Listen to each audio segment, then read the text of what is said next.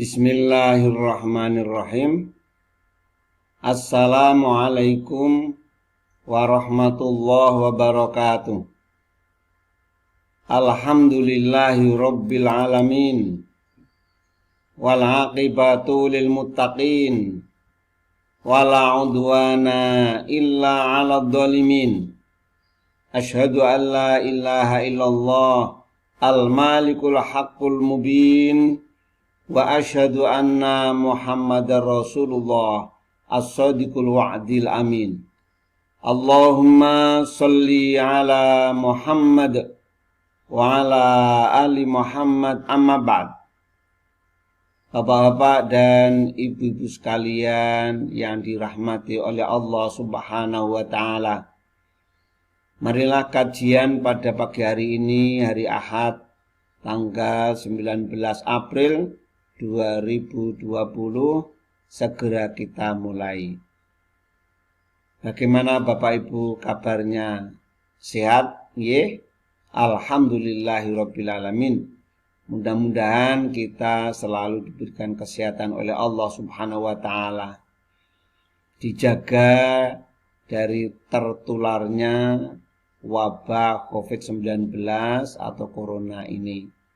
Dan mudah-mudahan Allah segera mengangkat wabah ini tidak hanya di Indonesia, di seluruh dunia wabah ini diangkatnya sehingga dunia ini menjadi bebas dari wabah penyakit corona.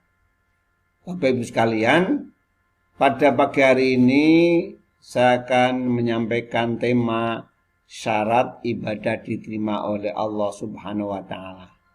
Ada 4 syarat. Yang pertama, tidak musyrik. Yang kedua, harus ada dasar hukumnya, ada dalilnya, ada sumbernya.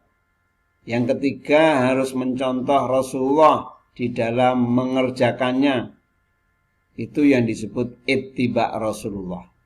Yang keempat, harus dikerjakan dengan niat ikhlas, mengharap ridha Allah Subhanahu wa taala. Bapak Ibu sekalian saya hormati, kita jabarkan satu persatu. Yang pertama, tidak boleh musyrik. Berdasarkan firman Allah Subhanahu wa taala di dalam surat Az-Zumar ayat 65. A'udzu billahi minasy syaithanir rajim.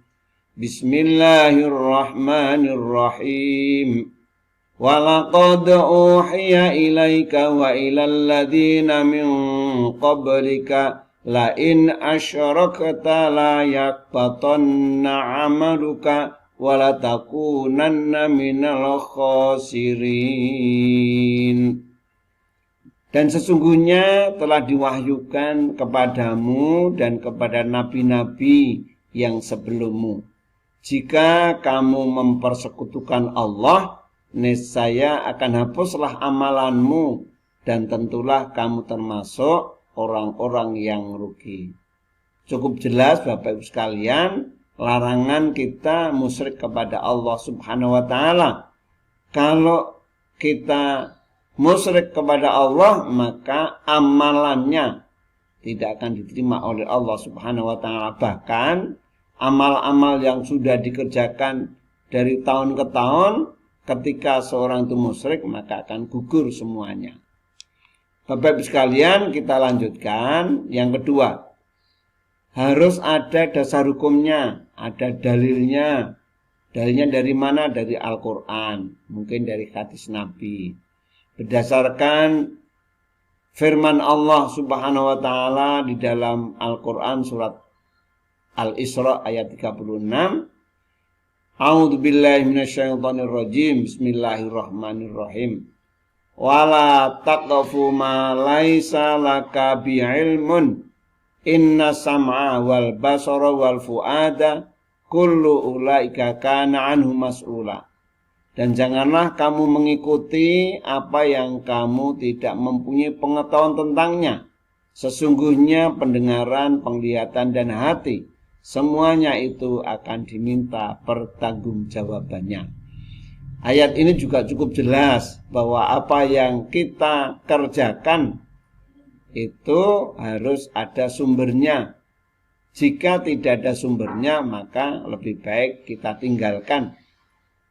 Juga kepada para mubaligh, apabila menyampaikan tausiah, maka harus diikuti dengan dalilnya.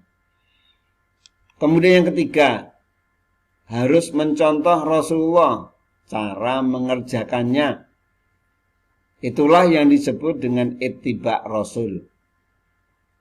Amma ba'du fa inna khairal hadithi kitabullah wa khairal hadyi hadyu Muhammadin. Rawahu Muslim. Amma ba'du, sesungguhnya sebaik-baik perkataan adalah kitabullah, dan sebaik-baik petunjuk adalah petunjuk Nabi Muhammad sallallahu alaihi wasallam.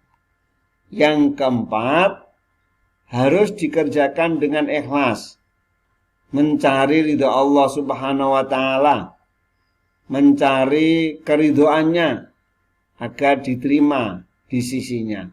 Berdasarkan hadis Nabi yang diriwayatkan oleh Ibnu Majah, la taqabbalullahu minal amali illa ma kana lahu khalisan wabtaghiya bihi wajhuh.